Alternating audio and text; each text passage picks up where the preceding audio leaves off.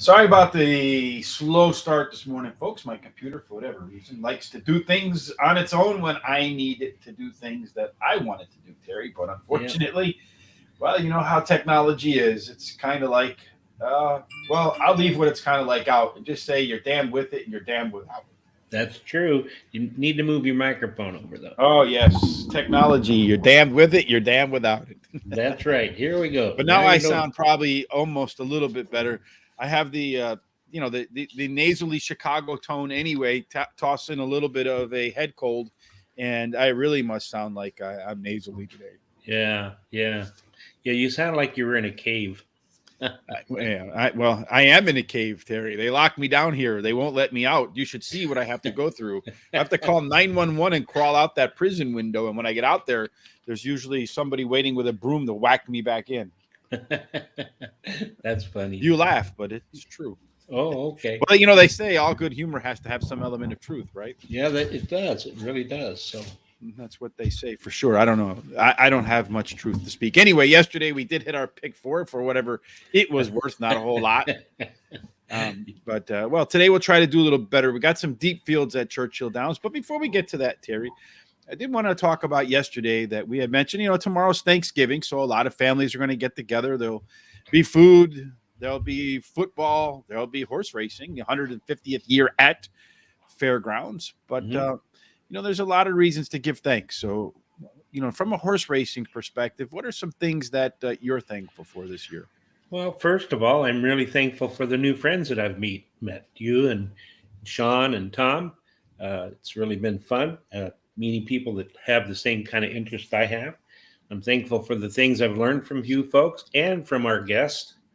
And, you know, I'm also thankful for the way I could buy parts of horses, little, you know, shares in horses, have some fun with that. It was a dream of always a dream of mine. And it's just like last year I had the Kentucky Derby winner. Yeah, the authentic. You had That's pieces of right. authentic. Yeah, that was And, nice. you know, I can always say I had a horse that won the Derby and a horse that won the Classic. And then I'm also very thankful for that my children, grandchildren, and great grandchildren are all seem to be fine and and things are going good for them. So For me, I'm grateful for the fans, friends too. You, Terry, Sean, and all the good work Sean has done for us to help us get these guests. And I've learned so much. So I'm happy about what I've learned from the guests in terms of my handicapping. I feel like it's helped a lot. I'd be happier if we didn't hit $8.40 pick fours, though. yeah, but let me tell you, that wouldn't have been the cheapest one because there's two races that we beat the favorite in, even That's though hard we to had the believe. second choice. Yeah, it probably would have only paid about $5. Hmm. So You know what? One thing I'm grateful for is the fans getting back into the stands. You know, and that it seems like that. You know, where we were a year ago to where we are today. Although you know, there's grim news that more people have passed in 2021 than they did in 2020 from the COVID. But it does at least seem like you know we're getting some understanding of what's going on, and hopefully. You know, the Spanish flu was around for 3 years and it just up and disappeared afterwards. So let's just cross our fingers that 2022 is the year where the COVID just up and disappears like the Spanish flu and never to be seen again. I hope. That's really what I hope. I do too.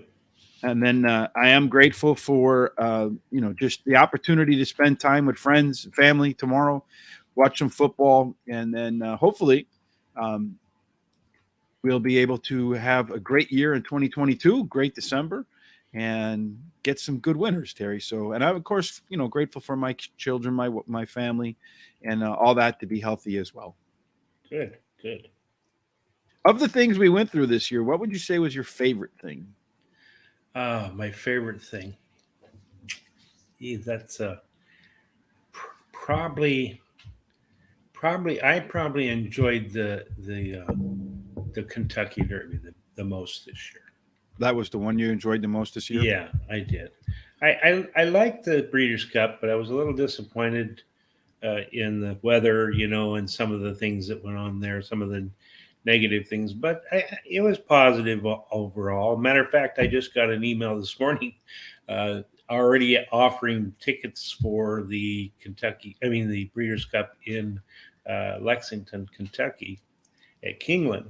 So well, maybe Sean can go there because he doesn't like to fly. So maybe we can all drive out to Lexington. Yeah, For me, it's just a few hours away. Yeah. And I know Tom is just about a half an hour north of me. So yeah, I got to say one other thing I'm very grateful for this year too is Tom, making us not making us, but suggesting, Tom has that international horse interest, and that drew us in to go ahead and do some work on international horses. And I've learned more about handicapping, looking at some of those horses overseas. I wouldn't say learn more, but kind of go back to the basics, so to speak, right? Because there's not as much information, at least over here. And the information we get sometimes is like hieroglyphics. You're not quite sure what you're reading, but it's there. And it certainly means something. And that opportunity, it's helped me, I think, become a better handicapper at looking for, trying to find clues in the information instead of, just the same old numbers over and over and over again. Yeah, and I don't remember ever seeing a show that really concentrated like that on the foreign races, and that's really positive for me. And I'm also very thankful for the fact that Thomas really keeps me in the loops, always sending me things concerning the foreign races. Like I just got an email about the Japan races coming up, so that's something very nice. Yeah, it's been fun in that regard. And I look forward to 2022 because I have a feeling that much bigger things are coming. I'm slowly learning, folks. There will be more graphics and data, and won't just be big fat heads on your screen, hopefully in 2022. It's true, yeah. All right, Terry, let's move on to things that we hope we can be thankful for later on in the day. Your best bet yesterday. How did your best bet do? Well, I'm thankful that my best bet, Canoodling, beat the prohibited favor. And totally, I was a little disappointed because when just before the race went off, the number 7 Canoodling was around 2 or 2.5 to 1, and right when the race was going off, it dropped to even money. But number 5 Antonia ran second, and he was like 1 to 5, I believe, or 1 to 9, something like that, really low. So I actually hit the exacta. It didn't pay a lot, paid $4.10, but the Canoodling paid $4.20 to win, and he beat that favorite by 6.5 lengths. So I was really happy. Secretariat style. That's right. Yes, baby. That's how we want all our winners to be: clear and decisive. No inquiry that we have to worry about at the end, or a photo finish and, damn, was my horse on the inside or outside? Yeah, that's true. Yep. Absolutely, 100% true. So that brings us to today. Well, we're not going to be here tomorrow, Terry. So let's hope hello, Loy. How are you today, my man? Good to see you back. Hopefully today, Terry, will have something to be really thankful for. And Churchill Downs race number 3. That's probably coming up pretty soon. So you better get to it. All right. I like number 6. My Bets has won 3 out of her last 5 races, finishing second in the other 2. She likes the distance, never finishing out of the money in 7 starts at this distance. Then I like number 1, Magical Peapod, ran second, beaten only 3/4 of a length after experiencing trouble during the race. Tyler Gaffrione returns to ride in today's race. And then number 5, Good Fight, switches to jockey Joel Rosario, drops in class, and has the highest last speed rating. So good luck, everybody. Good luck with that. Yes, let's hope we go home a winner. Terry and I won't be here tomorrow, and on Friday we're taking the day off. We're going to go take advantage of all those super Black Friday deals, and hopefully we'll find some winning horses in that in those offerings that we see at the different retailers. Right? Maybe maybe some Brisnet or maybe you and I can even find some winning horses. And then on Monday, we're going to return. We'll have some breaking news on Monday. Hopefully that will be useful for everybody. Well, some good news, we hope. But right now, we're going to do our fly for Terry. I got to remember to pull up the screen. It is at Churchill Downs. We're going to go to the big track today. The first race is a maiden claiming $50,000, $58,000 purse for fillies that are 2 years old. So you got a big field of babies. You got some first-time starters. You don't really have a clear horse in here in terms of winner. I went deep in my hot dog pick for here, Terry. So, well, let's get cracking. Who do you like and why do you like them? Well, is they are fillies. They are, and that's like you said, it's a wide open race. But I started with number 9, Distorted View, ran second in her debut race, and the trainer wins 40% of the time when sending a horse out for their second race. Was also heavily bet in its first race. One thing I forgot to mention, Terry, is we usually run over the distance and surface bias. There were 76 races so far from September to today, and 51 of them were won by speed. The average field size of 8 horses, 22 going wire to wire. It looks to me like you want to be in posts number 1 or 4, 5, 6, and 7. 2 and 3 don't win as well, and 8 and out have reduced win rates as well. I don't know why 2 and 3 would be off, and 4 through 7 would be fine, but it's kind of how it looks. We'll have more detailed information on this sort of stuff in 2022, or maybe even sometime in December. For me, Terry, I'm going to start with the one horse on the rail. It's a horse that did run the highest last race speed figure and has a dropping in class. And as I've mentioned, God knows how many times on the show, that's one of the favorite things that I like to see in terms of terminology. The horse is moving back to 6 furlongs. I expect that you're going to see that maiden that drop from maiden special weight to maiden claiming, as our friend Tom Carley says, that is the biggest drop in horse racing. When you look at Joe Sharp, first-time maiden claimers, he's won at 17%. Yeah, and I too like the one's my second choice. As you said, it has the highest last speed rating, but besides that, it has the best dirt speed among today's starter, the fastest. And the trainer, Joe Sharp, and jockey Tyler Clapion, combination in the last 14 days has won 3 out of 9 races, running third 3 times.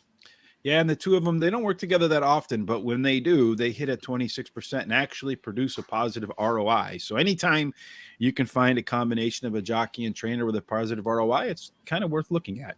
Yep. All right, Terry, who is your – first of all, how deep do you want to go here? Well, at least 4. Maybe at least 5. 4. Okay, so who's your third pick? All right, I love this name. How about them apples? Finished third versus tougher in the last race and drops in class today. The winner wins 24% of the time when dropping down 2 classes, and should improve at the shorter distance than the trainer Steve Asmussen and the jockey Joel Rosario in the last 14 days have finished in the money 6 out of 9 times, winning 3 of those. Yeah, this is a horse that's moving down 2 classes, and as you mentioned, Steve Asmussen does win when he does that at 24%.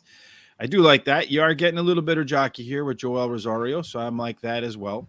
I expect this is a horse that should be pretty close to the pace, Terry. So, pace does make race. There's really not a lot of early speed in this race. So one of the things I like to do is you have this race where there are some first-time starters and there are some horses with experience. There's probably going to be a first-time starter in here that disrupts things, Terry. I don't know which one that's going to be, but when I look through the workouts heading into this race, it looked to me like number 10, Constitution Lady with Raylu Gutierrez in the irons. Looks to me like the horse of the first-time starters that's going to have the best early pace.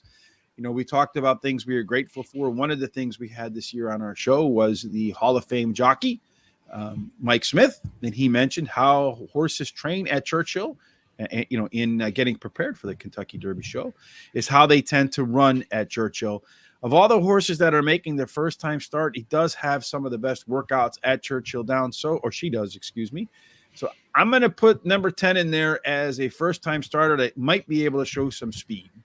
Yeah, and actually, the sire's offsprings win first time starters win 17% of the time. So it's a pretty good rate, right? It is, yeah. And the trainer wins 21% of the maiden claiming races. So yeah, I'll go with 10.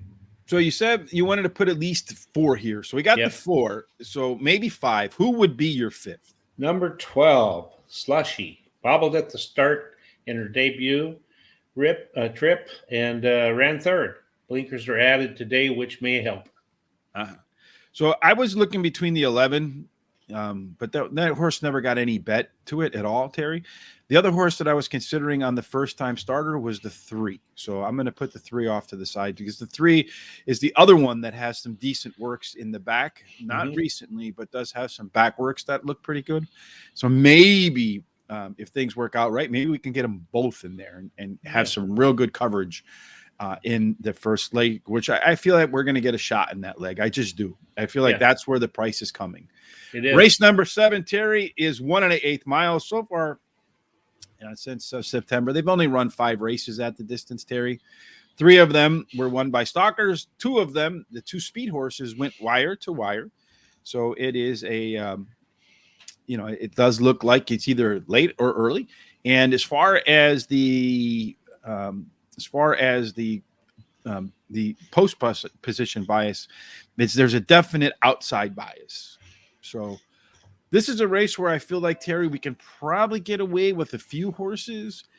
When I look at this this particular spot, one horse that I like because of a few reasons. A, it's cold into here. Yeah, this horse has faced up against some of these horses and beat them, so that's a positive, right? Mm-hmm. This horse has raced at Churchill Downs 8 times, won 4 of them. I don't think any of the other horses in this field have a win at Churchill Downs. In fact, the 6 horse does, but that horse scratched. The 7 does. So there's a few that have a wins in here too. But so it's a horse for the course that's hit hit at the course 7 out of 8 times. So that's a strength in my opinion. Run at the distance 1 time, has a win at that number, and is making its 3rd time off a layoff. And I expect that you'll see improvement from this horse in its 3rd time off a layoff.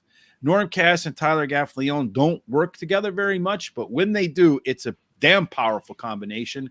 They've run 8 times. They've won 6 of those 8. They've been in the money 7 of 8 in those 8 races, and they have a positive ROI of almost $3. Yeah, I too like this horse. My first choice, and it, it's already won at this distance 1 time, so it's 1 for 1. And if you look at the race at Kingland, I think that was a little bit higher class than what it's dropped down to today. Not much, but a little bit. And it dropped back down to the 62.5 that it ran at Churchill last time and won. So yeah, I really like the horse. It can also run close to the pace or come from a little farther back. So how much deeper do you want to go here, Terry? Maybe one more horse. All right, who is that one more horse? Number 1, Bold Tactics. Bold Tactics has won 2 out of the last 3 races, earned the highest last race speed rating. And trainer Brad Cox and Florette Guru combo in the last 14 days has won 4 out of 14 starts. Well, what's interesting to me about the 1 horse, Terry, we talked about the 3 horse. Well, Florette had ridden him 3 times in a row, right? Mm-hmm. And then he gets off the 3 to ride the 1. So I don't know if that's a jockey agent's thing or if Florette had a choice. But if he had a choice to get off a horse that's won 3 in a row, to get on one that won, I agree with you. So that was the only other horse I was kind of looking at in here as well. Maybe the 2 horse, Terry, would be my pick if there is a scratch. How about you? If there's a scratch, it'd be 6. Symbol number 6 for you. Yeah, Symbol just ran. Okay. So for me, it would be the 2 horse, Signita Dreams. It's another horse that's fared well at Churchill Downs. He hit some of the top speed numbers at Churchill relative to the rest of the field. So again, I'm playing on that Mike Smith angle. How they run at Churchill is how they run at Churchill. Yeah. All right, so race number 8, Terry. Yep. Who do you like to start off the 8th race, which is a 1.25 miles, Terry, on the main track? Again, there's not really been enough races at the distance to really make much of an assessment in terms of if there's a post position bias or if there's a speed bias. This is an allowance $127,000 race, so they got some good horses in here. It's kind of quirky because they start like at the very edge of the turn coming out of the backstretch. So I would think that just from the look of it, the inside horses are probably going to turn a little bit, whereas the outside horses are going to get a straight shot. So I would think that horses to the outside might have a little bit of an advantage. Could be. I like the number 4, Burden Thunder. He ran 2nd versus Tougher in his last race. He drops in class today and has the best dirt speed among today's starters. All right, so that's the 4 horse, right? Yep. I do like the 4 horse Bourbon Thunder as well. I don't like that last race, though. We finished 2nd by 13. That's a long, long, long, long way away. But yeah, still, I'm looking at this horse number 5, First Line, Terry, with Tyler Gaffalione and Michael Maker. Mhm. This is another combination, again, that does pretty well together. It seems like they either win or they run off the board. Yeah. The horse is making its second start off a layoff. And if you look back through its history, it seems like it does improve in the second start off a layoff. So I'm expecting some improvement here. The horse did add a little bit of distance last time out and ran some similar fractions. One of the things I really like is that it came off the bench and posted one of its top late pace figures. So if that late pace figure goes up a little bit, I have a feeling that this 5-horse First Line will be probably right off the pack, maybe 4th or 5th. And then with that late kick, have a chance to run them down late. Yeah, I agree. It's my 3rd pick, and of course stretches out a little bit more today. So I think that's going to be something that helps its case. Chances. Yeah. Who else do you like? I like number 2, Warbird won his last race at 1.25 miles at Churchill Downs, and Smokin' Joe Talamo returns to ride again. Smokin' Joe. So 2, the 5, the 4. Terry, I agree with you. If there's another horse that I would look at in here, well, do we want to add another one here, or do you think we have enough coverage? Well, let's. Yeah, I think we might be fine. So the 7-horse was one I was looking at, 3rd time off of a layoff, which is a high hit rate for Thomas Amos. And then you have Joel Rosario. But I was also taking a look maybe at that 8-horse, Nathan Detroit, as a long shot, Terry. Mm-hmm. It's only ever run on turf, right? Yeah. Ran in a grade 2. But if you look back at that 2-horse, the one that you put in there, he had run on nothing but turf. Correct. And then took a try at the Churchill Dirt and won by 6 1/4. So if the 8s were to do what the 2 did, it could be a little bit of an upset there. So I'm looking at those 2 horses as possible scratch horses, or maybe put them in. Okay. The 8-horse being my long shot. So I'm going to put the 8-horse in there as a potential long shot. Not in the, but just on the side. We'll come back and visit it. I'd like you to put on the side the entry, the 1 and 1A, Perfect Cut, and Bugle of War. All right. I'll just put the 1 there because I don't have a 1A in my little graphics over here to the right. All right. Finally, race number 9, Terry, is 1 mile on the main track. They've done this 41 times, Terry. And again, it's to be viewed more like a sprint because it's a 1-turn mile. 23 of the 41 horses ran wire to wire. Didn't run wire to wire. Were speed horses. 8 ran wire to wire. It looks to me like the rail horse is a little bit light. So that's going to be the 2-horse Emerald Express at 30-1. Probably not an issue, although has been working out well. Did show a little bit of improvement last time out. So maybe the 2-horse scares the hell out of us a little bit. But I'm looking at outside horses having a little bit better go of it at a mile. What do you like here? Yeah, I like the number 6, Caramel Crush. Has been knocking at the door, finishing either 2nd or 3rd in all of his career races.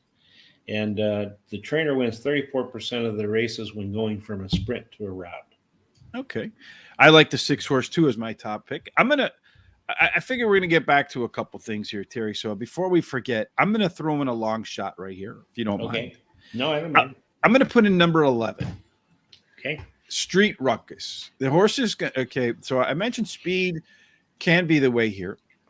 When you look through the horses in the field, there's very little speed to challenge this horse. You're going to have the 8-horse Surveillance, which looks like it's a speed and fade horse. You're also going to have maybe the 6-horse, your horse. So those are going to be the 2 horses I feel like are going to be up on the lead. The 11, the 8, and the 6. When you look at the 11-horse Street Ruckus, it showed a lot of speed both back at Del Mar and Santa Anita on turf and dirt, so it shows it can run on either one.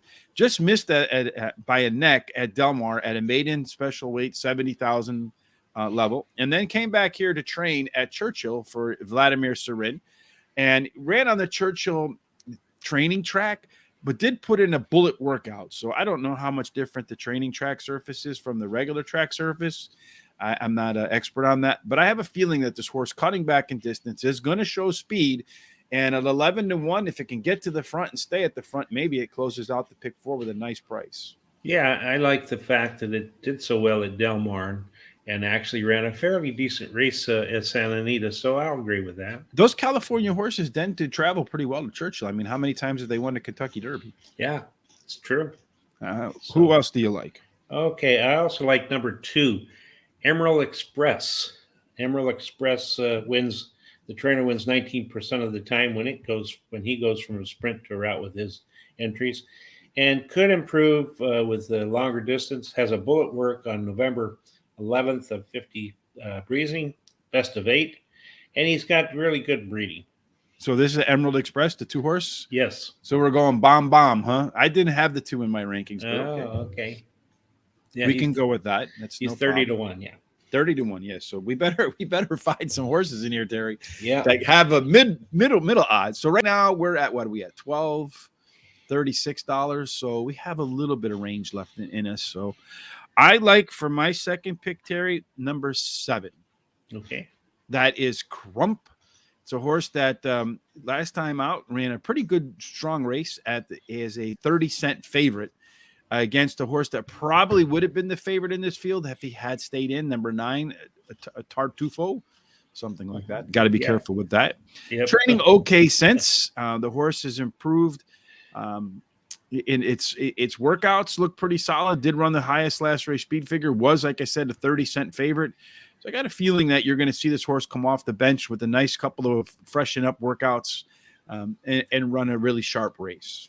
Yeah, I like it too. It's looks really good to me. It likes to close from deep, and sometimes I like those deep closers. And of course, Tyler Gaffalione is a really good jockey. So yeah, I think he has the highest speed number achieved out of any of these horses at Churchill Downs. So that's one of the reasons I like him too. All right, Terry. So right now what we're looking at is 4 times. So we're at 16. We're at 48. So I think you want to add something up in race number to get started. Maybe we put one in the top, one at the bottom, and be done with it. Yeah, that'd be nice. Let's do that. Do you want to go with the 12 or do you want to go with the first time starter? Let's go with the first time starter. I don't want to be screwed up for that. So we'll go with the 3 over here. So that puts us at what? That's 2060. So we can put let's see, if we put another horse, that would be 25 times 3 would be 75. Well, we can actually go one more horse in race number 9. And could we do one more horse in race number 7? I don't know. What horse do you want to put in race number 9? Number 12. You want to put number 12 in race number 9? Oh, I'm sorry. Let me look here. I'm looking. Well, maybe it is. I don't know. Yeah. Sticky issues? Yeah. What do we have there? 6, 2, 2, 3, 3. Let me look at the form real quick again. Yeah, because I was thinking about maybe the 5 horse there, Terry. Yeah. Oh, yeah, you're right. That's the one I like. Fan Club. Yeah, ran second 2 races in a row, has blinkers added today, and the trainer and jockey has a really good combination the last 14 days. Yeah, it was my second pick. I don't know why I was hitting on the 12. Well, that's okay, Terry. So I don't think we can do any more horses in race number 7. So we could add a horse to race number 8. Do you want to go with the 4, or you want to go with the 8 or the 1 there? I want to go with the 1. All right, yeah. I'll let you make the call, Terry. Yeah, I want to go with the 1. So here we go. There's our ticket for today. It's exactly $100, Terry. We got a lot of coverage. I mean, for us, if we get the winner in race number 7, Terry, I have a feeling we'll have a good chance. Yep. Because we're going to have a lot of coverage in race 6. We have the 1, the 3, the 7, the 9, the 10. In race 7, the 1 and the 3. Race 8, the 1, the 2, the 4, the 5. In race number 9, we have the 2, the 5, the 6, the 7, and the 11. And we have some good prices spread out across that ticket, Terry. I'm hoping we head into Thanksgiving with a huge, huge hit. So am I. I mean, we were real close the other day over at Mahoning Valley. So today I have a feeling it's going to be that day. It's going to give us something to be thankful for. I agree. And let's take a look finally at our hot dog pick 4s. This is how Terry and I did it on our own. Terry, how did you do it? Okay, in the 6th race, I like the 1, 7, and 9. And in the 7th race, I like the same one we have in our pick, 1, 3. And in the 8th race, I like the 2, 4. And in the 9th race, I like the 2, 3, 5, 6. Yeah, I went for some coverage here, Terry, because I feel like race 6 is the one that's the most wide open with the first-time starters and stuff. So I went 1, 7, 9, 10, and 12.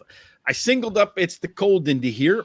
And then I went 2-5 in race number 8, and then tried to go a little bit deep again in race number 9. Spent maximum budget. I was even trying to figure out how to solo a horse in race number 8, but I was going to solo the 2, but I just decided against it a little bit at the last second there. So Terry spent 18, I spent 20. Hopefully we can find our way through. So we can with the 1, the 7, or the 9. I don't know why I didn't make your 9 blue, Terry. I'm sorry. That's all right. Yeah, I just left you out a little bit there. That's all But right. in any case, we can find a way, multiple ways, Terry, for you and I to get to the 2 hot dogs and a fly 4. Yeah, and we got some pretty good coverage in the 2 hot dogs. That's for sure. Yeah, for sure. Again, that race 7 is going to be the middle part there. Yeah. Let's take a look at our ice cold superfectas. Terry did his at Churchill Downs, race number 5. What do you got? Okay, I like the number 3 Lake Kukuro. Nakura. And number 5 Nakuru. Alibi. Actually, isn't that Allen?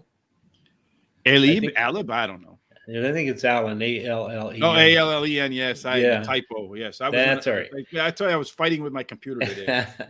And then I like number 1 East Side Cool and number 6 Spheroid.